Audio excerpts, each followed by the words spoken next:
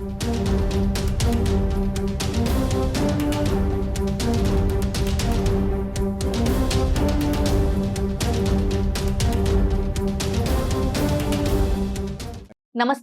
శ్రీ సత్యసాయి జిల్లాలోని మడకశిర అసెంబ్లీ స్థానం 1952లో ఏర్పాటైంది. 2009 నియోజకవర్గ పునర్విభజనలో ఎస్సీ రిజర్వ్డ్ స్థానంగా మారింది. అంతకు ముందు జనరల్ కేటగిరీలో ఉండేది. నియోజకవర్గంలో మడకశిర, అమరాపురం, గుడిబండ, రోళ్ల, అగలి మండలాలు ఉన్నాయి. కాంగ్రెస్ సీనియర్ నేత, పిసిసి మాజీ చీఫ్ రఘువీరారెడ్డి ఇక్కడి నుంచి 3 సార్లు గెలిచారు.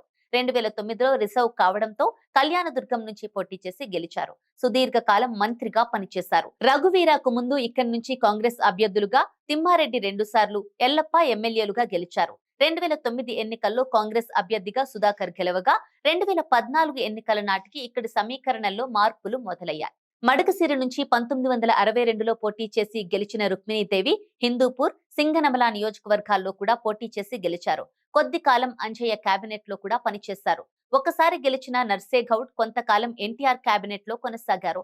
మడకశిరిలో 2 సార్లు గెలిచిన తిమ్మారెడ్డి, ప్రభాకర్ రెడ్డి తండ్రి కొడుకులు కావడం విశేషం. 1952లో ఈ నియోజకవర్గం జనరల్ స్థానంగా ఉంది. 1962, 1967, 1972 ఎన్నికల్లో రిజర్వ్డ్ స్థానంగా మారింది.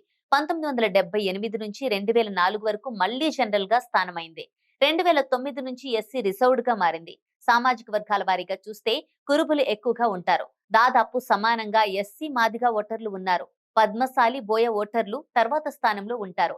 లింగాయత్లు కూడా ప్రబలంగా ఉన్నారు. ఈ నియోజకవర్గంలో 2014 ఎన్నికల్లో అనూహ్య ఘటన జరిగింది.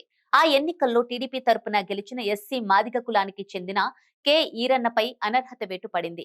ఆయన ఎన్నికల అఫిడవిట్ లో పూర్తి సమాచారం పొందుపరచకపోవడంతో ఆయన స్థానంలో వైసీపీకి చెందిన అభ్యర్థి, 2వ స్థానంలో నిలిచిన ఎం తిప్పేస్వామికి అవకాశం వచ్చింది. ఎస్సీ రిజర్వ్డ్ స్థానంగా మారిన తర్వాత 3 ఎన్నికల్లో 3 పార్టీలకు ఓటర్లు అవకాశం కల్పించారు. 3 సార్లు మాదిగ కులస్తులే ఎమ్మెల్యేలుగా గెలిచారు. అంతకుముందు జనరల్ సీటులో 4 సార్లు కురుబ కులస్తులు గెలిచారు. అందులో 3 సార్లు రఘువీరారెడ్డిదే గెలుపు. ఇక గౌడ కులస్తులు కూడా 2 సార్లు గెలిచారు. రెడ్డి కులస్తులు 3 సార్లు గెలిచారు. వారిలో వై తిమ్మారెడ్డి, వైటి ప్రభాకర్ రెడ్డి ఉన్నారు. ఇక కాంగ్రెస్ 8, టీడీపీ 3 సార్లు గెలిచిన మడకశిరలో వైసీపీ, స్వతంత్ర పార్టీ అభ్యర్థులు ఒక్కోసారి గెలవగా ఇండిపెండెంట్ ని కూడా ఓటర్లు ఓసారి ఆదరించారు. కురుబ ఓటర్లు సాంప్రదాయంగా టీడీపీకి వ్యతిరేకంగా ఉంటారు. బోయ, పద్మశాలిలలో మాత్రం టీడీపీకి కొంత ఆదరణ ఉంది. రాజకీయంగా కుల సమీకరణలు 2 ప్రధాన పార్టీల మధ్య పోటాపోటీగా ఉంటాయి. ఎస్సీ రిజర్వ్డ్ స్థానం కావడం, అధిక సంఖ్యలో ఉండటంతో మాదిగలకు రాజకీయంగా సానుకూలత ఉంటుంది. మడకశిరలో కర్ణాటక రాజకీయాలతో పాటుగా రఘువీరారెడ్డి ప్రభావం ఉంటుంది. రాష్ట్ర విభజన తర్వాత కూడా గుర్తించదగ్గ స్థాయిలో కాంగ్రెస్ కు ఓట్లు దక్కిన స్థానంగా మిగిలిపోయింది. ప్రస్తుతం సిట్టింగ్ ఎమ్మెల్యేగా ఉన్న తిప్పేస్వామిని ఇంటి పోరు తిప్పలు పెడుతోంది.